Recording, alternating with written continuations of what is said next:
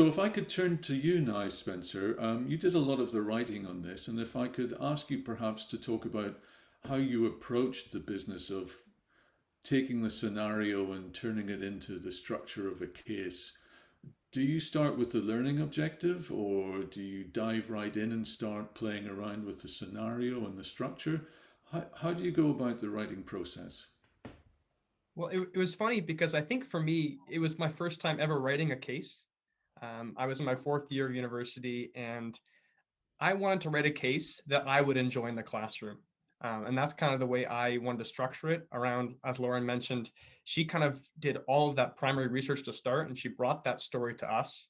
And I wanted to use that story and kind of create a case around the story that we were given. And then from there, building up the context, understanding the scenario of both kind of the geographical environment they were operating in both Canada and the UK, as well as understanding kind of the crux of that decision that Nora Lang was facing in the case. And from there, I think that the learning objectives really spreaded off of that and into the teaching note as well. And as Dr. Sooy mentioned, I think there wasn't a lot of theoretical work to kind of draw back on when we were first talking about this. So the story was really the crux of where we kind of built off of. And then we wanted to make sure that anyone who's teaching this case in the future had a plethora of knowledge in that teaching note that they can kind of draw upon within the conversation.